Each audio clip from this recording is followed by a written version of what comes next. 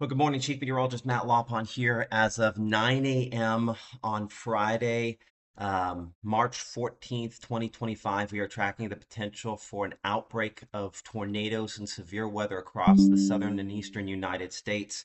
I'm putting my phone here on silent for a moment because, as you might imagine, those with my phone number are all calling because this is going to be, unfortunately, a pretty rough day or two as we go through what unfortunately is multiple rounds of tornadoes and severe weather across our region. So let's get right into it. First off, latest update from the Storm Prediction Center in Norman, Oklahoma. As you can see here, level 4 out of 5 severe weather risk for tonight has been extended farther south, as has that level 3 enhanced risk, level 3 out of 5, extending down to the central and south Mississippi as well. Like we talked a lot about last night, there remain some questions on the number of evening and overnight thunderstorms we will have tonight. In saying that, there are significantly less questions about that than what we had last night. We talked about even at 5 and 6 o'clock, we thought the models were underdoing it, when I think they're doing it sufficiently. Unfortunately, that means strong to violent tornadoes are possible this evening, with a greater potential, I would say, for the most significant tornadoes for tomorrow. That tornado risk, as you'll note here, the latest update as of 7 o'clock this morning, and the next one coming out a little more than an hour from now. All indications are that we have probably one opportunity this evening with a line moving in, and this would be this evening, not necessarily overnight. There are other chances overnight, but this evening. And that is an earlier time frame than what we were talking about last night because of what, frankly, to me looks a little bit like storms going up on a dry line, which is something we almost never talk about here, but I talked about a ton back in West Texas. More on that in a minute, but tornado risk is there, and strong tornadoes a possibility with this. I'm going to go ahead and mute my watch as well, because apparently it's going to take both of those. So give me just a second here to get that taken care of so that we can have a quiet discussion together. Okay, so with that in mind, here is our severe weather risk for your Saturday. Similar locations to what we showed last night. Level 4 out of 5 risk involving many locations once again. And you will note between what we have tonight and what we have tomorrow, almost all of us are under that level 4 out of 5 risk. And if you're out here and again saying, hey, I'm out here in Coffeyville or Oxford or New Albany, or I live in Guntown, and I don't have to be as worried for tomorrow, I would not say that's the case at all. I would just say there's more opportunity and the math works out because of that, that there's a higher overall risk level the more opportunities you have, right? If you're walking down a county road that gets 1 or 2 cars an hour, your opportunity to be hit by a car is a lot lower than if you're walking down a busy interstate. And so this is the idea that the busy interstate of supercell rotating thunderstorms is more likely in the red area, but you could still be hit by something strong outside of that. And that's the reason when we look at that tornado threat and we look in particular at those black lines, those are the ones that I watch, those black dash lines, that is the possibility of a significant or strong tornado, EF2 to EF5 would be any of us included in that, with again the highway of the greatest of opportunity in that red bullseye zone that we're looking at there. And I don't want to underdo two other things that I sometimes do. The wind threat is extremely significant out of this as well, with 70-mile-per-hour or greater winds possible out of the strongest of these very fast-moving thunderstorms. Um, and again, we're talking tomorrow on this end. It is the more elevated of our two threats. I think we have one solid threat for perhaps strong tornadoes tonight, and then multiple opportunities for strong to violent tornadoes on Saturday. So balancing two pretty significant threats. There's also a flash flooding risk, I'd say, just because of the quantity of storms that we're talking about. There also is going to end up being a threat for perhaps as large as a golf ball to baseball size hail out of this setup, unfortunately. So let's again come back to where we began. Let's come back to tonight's setup and tonight's tornado setup in particular. To do that, we're going to look at rotation tracks. And our latest version of Storm Tracker, looking at those rotation tracks, is just coming in right now. And so, as we often say, don't look at exact locations, look at trends. That gives us a better idea on exact locations.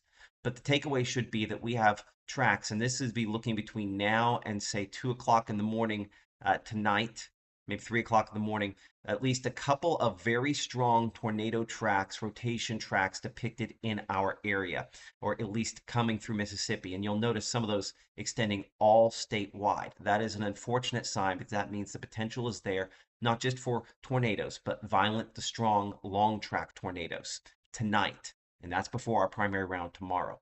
When I take this back to say 1 o'clock in the morning, right? That's what time this is, what we call 6Z Saturday, or that's basically 1 o'clock tonight. And what I'm going to do is I'm going to walk back a few model runs here, and I want you to see how there's consistency on where we are seeing some of these strong to violent tornado tracks. Now I start losing data beyond that where we don't have quite as much. It does show that northern one a little bit stronger. We go back to some of these overnight runs of the same model. And I have to go all the way back to then 6Z to kind of show that those projections, middle of the night projections we had last night for tonight don't show as much as the more recent ones do. And we always give credit to the more recent runs. All of that to say, unfortunately, there is more than enough evidence to say one or maybe multiple strong, long-lived tornadoes are possible this evening and tonight. So with that in mind, let's kind of back this up. Let's talk a little bit on timing here, how we expect things to develop. So this is picking things up around 7 p.m. Now, you might remember when we were talking about this last night, we said a lot of the main potential was after we were asleep. This has sped up. And there are still questions as to how many of these storms develop. I'll show you where this particular model, which is with the HRRR, you'll notice how it starts developing thunderstorms. We're looking 20Z, that would be 3 p.m. or so, back out in western Louisiana and back into Texas. A wave kind of moving in produces those. As you can see, a line of thunderstorms. I think we don't need to get attached to exact locations on this. But the fact we have multiple rotating strong to severe thunderstorms likely overnight moving through, late this evening, and then into the overnight hours moving through is concerning. My highest resolution run that I have, my longer range run, is still coming in. But one thing that I do see on that is it does still continue to show rotating and possibly supercell thunderstorms deep into the overnight period. 9Z would be 4 a.m. tomorrow. So while I'd say our primary threat for these long track, long lived sort of tornadoes would be this evening through maybe 1 o'clock in the morning for round one, there is still potential there, as you can see, beyond that time. 2 o'clock in the morning, 3 o'clock in the morning, 4 o'clock in the morning, still have rotating supercell thunderstorms trying to produce tornadoes. So that means frankly, from a staffing perspective, the way we're probably going to staff this is we're going to have people obviously at the TV station between now and the end of this event. Meteorologists up there staffed to take care of this. But there might be a point tonight after the main long track tornadoes come through that I go home and rest and we cycle somebody else in, because unfortunately the issue is that you can see we see redevelopment in tomorrow. This is 7 a.m. tomorrow, already isolated thunderstorms redeveloping. Each of these showing some signs of rotation, none of those terribly impressive in comparison to what we have going on overnight. And then a real push for more of these by noontime tomorrow to be starting to produce tornadoes and potentially strong tornadoes. And you will notice that some of those rotation tracks there, the black lines on that, the way we depict rotation tracks over top of the other data. If I go back to this here, and I'm going to leave this on what we call 6-hour holistic swaths, so that way you can you don't get the overnight stuff confused with the daytime stuff. When we start getting in the morning, you see some of these do show some rotation tracks.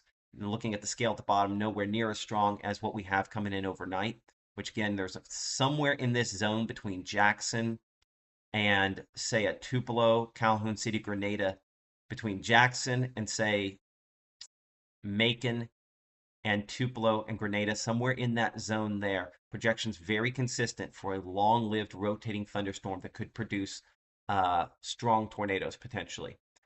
So not a good sign, obviously, unfortunately. And so then as we look toward the daytime period here, and that model data is just now coming in, you will note fairly strong tracks of rotating thunderstorms. This is only going through 2 p.m. tomorrow yet. We're still waiting for the latest data to come in on this. This is coming in as we speak. But I want to show you a different projection as I try to outline kind of thinking related to, and let me see if this is out far enough to be able to do this. Yeah, this is out far enough to do this. Okay. So what I'm looking at here, again, is this afternoon and evenings round. Because I would say that there's some questions in my mind surrounding that. So we're picking this up when those storms were initially developing. Out here, you see that yellow? That is a very significant amount of fuel for thunderstorms. But what we don't have when we look at temperatures at that same time, I have heat there and cooler east. What we have going on is what we call a dry line. That is not something we discuss very often here in Mississippi, but there is a dry line, a difference between very dry air to the west and very moist air to the east. That's where storms will initiate. Let me tell you something. I spent 7 years in West Texas, and almost every forecast headache I had revolved around a dry line. What do I mean by that? They are wildly unreliable. So there were many times that I was looking at a dry line. I'm like, it's gonna blow up, storms all over the place. And then 5 o'clock in the evening hits, I'm on TV and there's not a single storm that's happening. I'm like, well, maybe it's not. And then 5:36, we're off the air and storms blow up all over the place. Wildly unreliable on how storms develop on it. And that is the biggest question. If the storms really get going, mature on it, unfortunately, it's game on for strong tornadoes tonight. So it's that wildly unreliable dry line that we're going to be watching to see how many storms, whether there's enough convergence along it for it to develop. I do think there will be, because as you'll notice here, what we call the gradient. See the difference there between where it shows 38 and where it shows 68? That's only a county back there in Texas. If I kind of back things up to say 20Z there, you'll notice it's from 30 to 60s. It's like 3 or 4 counties. So as it really sharpens, that helps force lift, that helps force thunderstorms to develop. So all indications are that they will develop on a dry line back near the Louisiana Texas state line. And as storms form there, then they get going. And as they move into this kind of bluish, blue, green, purples, all these sort of colors here, they're moving into very unstable air. Now, notice that is not what we have in our area. We still have fairly dry air still depicted at 23Z, which would be at 6 p.m. But notice how moisture feeds northward as these thunderstorms move in. So there is definitely a prime zone for these storms to strengthen to significant tornado producing levels back in West Mississippi and the Delta, and then move in, continuing to produce that rotation and tornadoes. Unfortunately, that's just not a great sign, is it? But that is a concern there that I certainly still see. And so one of the things that makes me more concerned about that is if I go up just above the surface a little bit and I look at wind speeds, we're looking at strong winds in the atmosphere. As you can see, that'd be 1,400 meters, so a kilometer and a half off the ground, a little more than a mile off the ground. We're looking at winds there aloft. Why are we looking at these? Because this yellow you see right out of the Gulf of America, got it. Eventually, I'll remember to say Gulf of America. I almost said Gulf of Mexico. It's not an intentional thing. I'm just not thinking geography, but I caught it that time. Okay, so that is a fetch of moisture, what we call the low-level jet, just bringing low-level moisture right off the Gulf. It also enhances the shear, the ability of thunderstorms to rotate and produce tornadoes. That low-level jet right off of the Gulf of Mexico is going to be very effective at strengthening these. And as you can see, 2, 3 o'clock, if you go less than a mile above the surface, a mile above the surface, we're talking, 70, 80 mile per hour winds or greater potentially. And then you go up above that, and those wind speeds, pick up more and stay strong. So there's this fetch of moisture that's really going to take what is relatively, I mean, it's relatively moist air, but it's not super moist air outside right now, and ratchet up the fuel for these thunderstorms as they move in and add the extra shear, the rotation to help them produce tornadoes. All in all, not a good sign. I'm going to go up a little higher here to just kind of show that that's the first of a couple of waves, because we look toward tomorrow, you see this pattern stays over top of us, and unfortunately, that will again enhance the tornado threat then. Let's pick this back up as we're looking back at our latest version of where we see the potential for those tornadoes to form, because we have new data continuing to come in as we speak that looks at tomorrow afternoon's round, and that is just not good. Um, so what I see there is just a whole bunch of rotating, potentially tornado producing thunderstorms. Let's go look at, I'm going to look, I think, first at the vertically integrated liquid. This will kind of allow us to see the individual thunderstorms. You can see there's a lot of individual thunderstorms there. So sometimes when we're looking at big, and I'm going to zoom this in, so hopefully this kind of explains this somewhat. Hold on. So you're not going to, this isn't going to do a great job of like showing time. I wonder if, yeah, I can do that. Okay. So zoom this in a little bit more. Even though it's way on the side there, you'll get this as I go back and forth. So you know a lot of times we get just like a big batch of red. You're like, oh, it's this wall of storms. Let me get my hand angled correctly. That the way? That the way. Okay. You're gonna get it. So it's this wall of storms that kind of moves like this direction through the area, right? And so like, oh, this whole line's moving.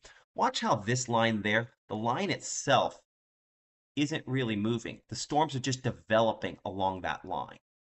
Here's why that's important.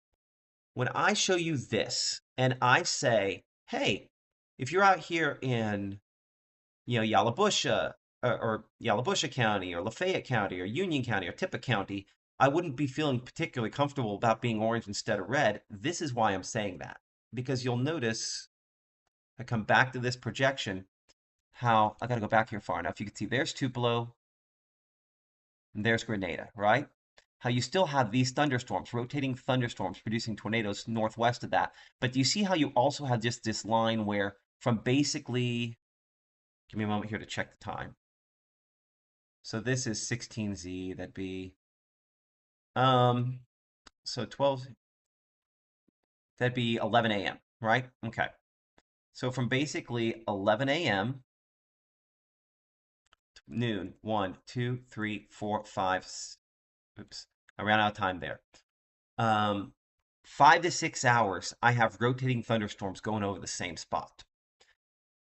That is why when I show you this and I say there's a high likelihood, in my opinion, of seeing a higher risk level issued on this, it's because of that opportunity. Storm 1 misses you. Good. Storm 2 misses you. Fantastic. Storm 3 misses you. Wow, we're really doing well.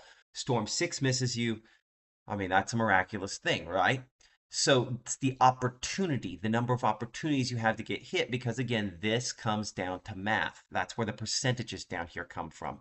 And so I do think it's highly reasonable to see a higher percentage area once confidence continues to increase. They don't typically issue what we call day two, because today's day one, tomorrow's day two. They don't typically issue day two highs at midnight going into that. They leave room for upgrade as confidence increases. Um, Looking at what we're looking at, I see absolutely no reason that this shouldn't be a higher risk level once we get closer. Storm Prediction Center plays it conservative, and they usually want to upgrade as they get closer. They never want to really downgrade the threat, right? Because if you downgrade from a high to a moderate, people go, it's not that bad. No, I mean, the level 4 risk is plenty bad. Um, so they don't want to have to downgrade people. They would always rather upgrade people so that people are preparing more and more as they get closer. Um, but in a very individualized way, I can have this discussion with you and say, I feel very confident, and I don't think it takes being a rocket scientist to look at this, uh, to have a level of confidence that these storms are going to be bad for quite a while tomorrow. And I run out of data there. But I mean, let's just go look at your kind of combined tornado threat. And you can see, well, the rotation tracks on that line there, a lot of them are not as strong as they are south and east. And certainly those two overnight thunderstorms are the ones that stand out the most to me. There's just a lot of opportunity there for rotating storms. And as I kind of widen this back out, you can see really the next 24 hours, and really more than that, really from, say, 6 to 7 p.m. tonight through 6 to 7 p.m. on Saturday, there's no question that Mississippi is in the line of fire for not just tornadoes, but strong to violent tornadoes. Um, so we have to plan based upon that. There'll be more data coming on that. I'll check that here in just a moment. But if I'm looking for, and I am always looking for reasons we could be wrong. A couple things here. And the problem is that those reasons we could be wrong uh, are not as significant as the reasons that this could be right. Number one, we kind of back this up. This is what we call supercell composite. And basically the ability to get rotating thunderstorms if you kind of take a lot of the different ingredients, boil them down into a number. That's the goal on this here. And you will note for tonight that supercell composite for a lot of locations is fairly high. 7 or 8, fairly high up on our scale here at the bottom of the screen. Maybe more high than it seems. At the same time, our significant tornado parameter remains pretty elevated as well. Now, I will say, in looking at this, let's pick this up. Let's choose a time period where we look at our updraft helicity swaths. So let's take this. So that's about where our storm should be as of 3Z. And so that has tracked in this kind of localized zone where there's an extra boost and enhancement. Sometimes as the storm moves in and modifies the environment around it, it can up it. I would say that that is an encouraging sign that perhaps the model is overdoing that storm just a little bit. In saying that, you can't prep based off of encouraging signs. You have to prep based off a worst case scenario. And that's what I think we definitely should do. And I think the model's unfortunately giving us a very visual example of what that looks like. In saying that, you'll notice overnight we have fairly high levels of this significant tornado parameter overnight. Same thing with that supercell composite, as we have plenty of available fuel, way more than what we typically have during the middle of the night here in Mississippi, unfortunately. And that's where some of the concern related to this comes in, that these individual thunderstorms we have out there overnight, yeah, might take this particular one there that's, I'm looking at these for Golden Triangle, right? Still plenty of fuel, still high significant tornado and supercell composites. All of that to say it is possible that these storms overnight, this would be 3, 4 o'clock in the morning are underdone. That's why we're going to have our meteorologist Chelsea Simmons, John DeLusick in there monitoring things overnight. Myself, if we get into a significant tornado situation as well. But frankly, we're, we're I'll be covering this evening, and I'm going to probably go home and take a sleeping pill at some point tonight in our shelter. My wife will get me there as necessary because of this potential in the afternoon. We just have to have something in the gas tank for what will probably be multiple tornado producing thunderstorms on the ground at the same time. Typically, that's not the case. Typically, we have one, maybe two on the ground at the same time. It's possible to have two or more storms producing tornadoes in our area at the same time tomorrow. That's always the scary thought, because when you're on one, you're missing the other. There's only so many people can be talking effectively on TV at the same time, right? So we're going to have to jump around. We're going to have to spend less time on these storms, and I'm going to have to be extra sharp because of that. Um, so so there will be a period overnight where it'll probably be Chelsea, who's more than capable of this, and John as well, with his decades of experience longer than I've been here, covering some of these overnight, deep overnight storms. But this is where we have our discussion about two things important. Weather call. This is not a commercial. This is about you knowing you need to get to safety, because warning fatigue is real. What do I mean by that? Okay. Are you already tired and nothing's happened? Me too. So, first round of tornado warnings tonight. Typically, we get one solid round and we're all exhausted to begin with, right? You're exhausted. Then there's a chance overnight. Then there's a chance tomorrow morning. Then there's the chance tomorrow midday and afternoon. It's going to be exhausting. You need to have weather calls so you know, is this one I need to really pay attention to? I'm not saying don't watch if it's not you. That's not what I'm saying at all. But what I am saying is that your brain is going to have a tendency to check out because of just being on alert for such a significant amount of time. This makes sure that if your brain, for one reason or another, checks out, that you're still covered. That's why I talk about weather call. That's why I have it for my family. I love my wife. She loves the weather. No, she doesn't. But she pays pretty close attention to it. But she has that for our family and kids, because she needs the extra moments that saves them. And then this, our local storm shelters. We have the whole list at WTVA.com. You just go there, you search for storm shelters, or you can just click upper left-hand corner of the screen. There's those three things, and then there's under weather a list of storm shelters. It's the exact same thing I already have pulled up. So, a little hamburger thing in the corner, storm shelters. There you go. Here's why we need to be doing that, because we're probably going to have quite a few people in those storm shelters this evening, some overnight, quite a few tomorrow. And the fact that none of us can take showers because there's no hot water, anyway, that's a different discussion. We're going to have to be on our best behavior with one another, patient, understanding. There's going to be quite a few people at tornado shelters tomorrow and tonight. So, not supposed to have your pets there. Not wanting to upset anybody, but I love my dog Duke over there. But if his space would allow a human being to be in shelter, that human being needs to be there instead of my pet. I know pets in many cases are like our children. And I'm going to offend somebody by saying this, they're not actually a human being. And so you're not supposed to have pets at these shelters. And I know there's some people who are like, well, if I can't take my pet, I'm not going. Um, I would highly encourage you to go either way, but you're not supposed to take pets there. We need to make sure we have as much room as possible. When we've had big events before, after the Amory tornado a few years ago, um, a week later we had a tornado threat, and there were issues with overcrowding at area shelters. I know there's some people who will be discouraged from going back to the shelters because of that. Um, don't bring your pets. We need to make sure that we have as much room as possible because there were people that were stuck outside because there were pets inside. And that's just not fair. That's just not right. And that's not what God would want.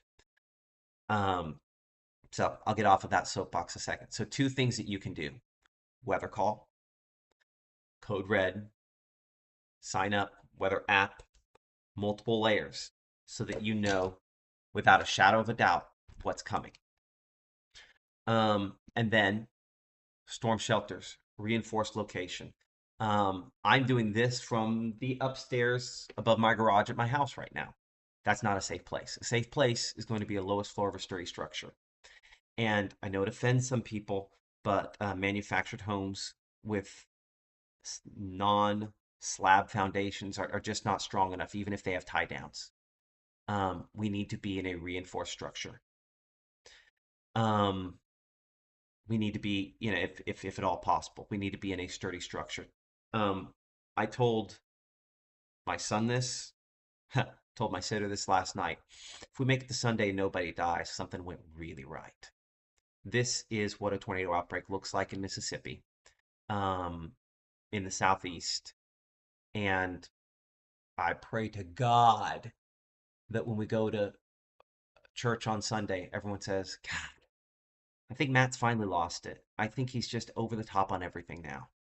Um, Obviously, that's bad for whatever brand I've created, but I would love that over the opposite, which is, golly, that was just awful. It was just awful. And my concern is that's what this could be. So, if I'm being clear enough here for a second, and I'll kind of bring it back here to full screen for a moment. I don't know if I have another gear on this. Um, yes. What is it? Okay. Um, I was talking to Chelsea this morning. You know, I don't know what worse would look like on models, right? I don't know what a more high confidence situation would look like. The fact that we have strong tornado potential tonight, then another round, then another round, then another round. Um, this is a bad 24 hours from 7 p.m. tonight to 7 p.m. or a little later tomorrow. Maybe as late as 8 or 9, 10 o'clock tomorrow, depending on how slowly it moves out. Um, Use your best judgment. God gives us wisdom. God gives us fear. Now, fear comes from the devil. Well, fear is used by the devil, but that anxiousness that you sometimes feel is God trying to say, hey, move, go, go. And the last thing I want to hear is that guy. And it's always a guy saying, well, if it's my time, it's my time. It's not your time. You're watching this. We're having this discussion. You can prepare. This discussion isn't happening in a vacuum. God has led you to this moment to make smart choices for you and your family. And more guys need to normalize the idea that we're not being scared of tornadoes. We're protecting our family. The same way that many of us have a shotgun in some portion of the house in case an intruder comes in. That is for protection. We're protecting our family by making a sheltering plan now and then going to shelter when the time comes and not going to the front porch to see this. Let's mention this for a second. It is highly possible that these are photogenic tornadoes. And by that I mean that they are highly visible because of how strong the dynamics are for this situation. Um, Please don't go try to take videos and pictures of them. There are storm spotters and chasers out there whose job it is to do that. Your job is to protect yourself and your family. Please do that. Um, because ultimately, everything we do is important, but it's me sitting in front of a computer. You are sitting in front of your family, and you need to take care of them. That's why God has put you in that position. Okay, I'm off my man soapbox. But I did a research project a few years ago um, at the Storm Prediction Center in Norman, Oklahoma, National Severe Storms Laboratory. I was part of a research project, and I was able to ask a researcher there, "How do you get guys to go to shelter?" You know, and they laughed and they said the only way pretty much is for their wife to nag them. And then they finally like, "Just stop nagging me." It's kind of like the unjust judge. The woman, nags the unjust judge, in the Bible until he's just like, "I don't care anything about, what is right or wrong, but I just want her to be quiet." Well, research says that sometimes bribing and nagging might be the only thing that gets your husband to go to shelter. Please do that tomorrow. Uh, and maybe just guys, we can choose to do that on our own without being bribed. So, with that in mind, I'm gonna go ahead and pray. And as I do, I'm gonna pop back up here for a moment. The severe risk for this evening. Um, yeah, let's do it. I gotta call my boss here in a second too. God, please help us. Please protect us. Please guide us. God, let there be something that I've missed. Let there be an obvious thing that I should have seen that was why we overdid what we're saying here. Allow everything that I've said to not be true. But if it is, and that you've given me vision to see this for these people and to protect them, God, I pray that they listen. I pray that they hear what they need to hear, not what I'm trying to say. And God, I pray that they use that information in a way that enables them and their families to get to safety and to make wise choices to protect them. God, I pray that there is no regret for myself or others come Sunday morning wishing that something had gone differently or we had made different choices. You're going to do whatever you can to protect us. And we live in a fallen world where bad things happen. But God, I know that you can make good things come from those bad things. But God, just let us not live through regret, but instead through the opportunity you give us. Just protect us, protect them, soften their hearts where they are hardened, and guide us to make the right choices. God, just protect my family, protect their families, protect me. And God, just keep my voice solid. Make whatever this postnasal drip is go away, or at least get the right concoction of stuff to make it go away. And just protect us. God, empower Chelsea, empower John and Gabe with the words to say in a concise and effective manner so that people trust and listen to them when it's them speaking and not my voice. Be with all those at the Storm Prediction Center in Oklahoma whose job it is to put these outlooks out and to issue the watches and the convective outlooks as things are going on, and mesoscale discussions so that the people outside of myself um, have the same good information. Be with all those people at NOAA and the National Weather Service whose jobs it is to put out the warnings and other alerts and forecasts that help my team keep people safe. Be with the people at WCBI, all the meteorologists down there as they cover this as well. Give them a supernatural ability to speak your word and your truth with them to protect these people. And God, I just be with everybody. I'm not usually this long-winded, but God, and all the things I should have said, we thank you. We praise you. In Jesus' name, amen. Okay. Some phone calls I need to make, and I need to try to save my voice. Headlines are this. Number one, storms tonight, earlier than anticipated last night. I'm going to leave you kind of looking at that future radar, so to speak, so we can see the whole event. Again, this evening, and I'll call her back in a second. Apologize apologize for that. Everybody's calling. That tells me I need to be done. So here's our quick overview. So this evening, line of thunderstorms trying to produce tornadoes, perhaps strong tornadoes. You're looking at 8 p.m., 9 p.m., 10 p.m., 11 p.m., midnight. Could be stronger farther north than what that indicates. Overnight storms continue 3, 4, 5 o'clock in the morning around the Golden Triangle that could try to produce tornadoes. You could argue for a lull around 6 a.m. or so before additional thunderstorms start developing. And from that window in the morning and really kind of picking up closer to 11 a.m. to noontime, thunderstorms producing strong tornadoes are possible.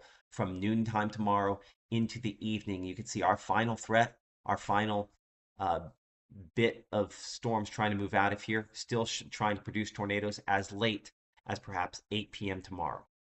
So a significant window for tornadoes, maybe an 8 to 9 hour window where multiple tornadoes are possible at the same time, including strong to violent tornadoes. Prepare now. Know now. Where do you shelter? At WTVA.com, we have a list there of storm shelters. And how do you know you need to go to shelter? WTVA's weather call is the way to know that. Okay? We will see you guys tonight.